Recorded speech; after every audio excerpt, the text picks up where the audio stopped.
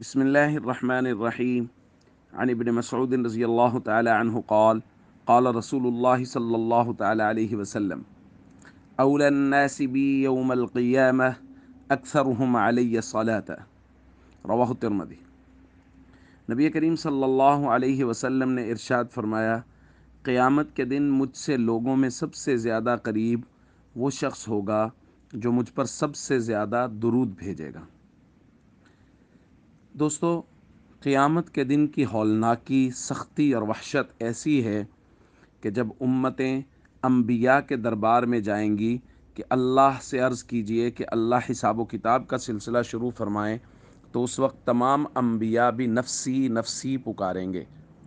उस हौलनाकी के आलम में अगर कायनात के लोगों के लिए कोई जाए पनाह होगी, कोई बचने की या अमन की जगह होगी, तो वो सारे नबी भी कहेंगे कि वो मोहम्मद सल्लल्लाहु अलैहि वसल्लम का मुबारक दरबार है।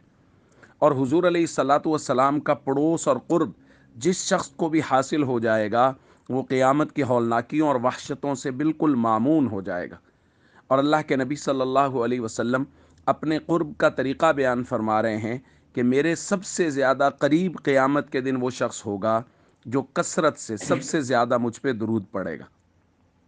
तो इसलिए कसरत से नबी पाक सल्लल्लाहु अलैहि वसल्लम पर दुरूद पढ़ना एक तो एक उम्मती का जो ख्वाब और ख्वाहिश है कि मुझे हुजूर अलैहिस्सलातु वस्सलाम का क़ुर्ब नसीब हो जाए, एक तो उसको हासिल करने का ज़रिया है, और उसके साथ साथ क़यामत की वहशतों और हौलनाकियों से बचने का ये ज़रिया है कि जब नबी करीम सल्लल्लाहु अलैहि वसल्लम के करीब होंगे तो हुजूर के क़ुर्ब की वजह से क़यामत की वहशतें और हौलनाकियाँ वो हमारे ऊपर असर अंदाज नहीं हो सकेंगी। अस्सलामु अलैकुम वरहमतुल्लाहि वबरकातुहू।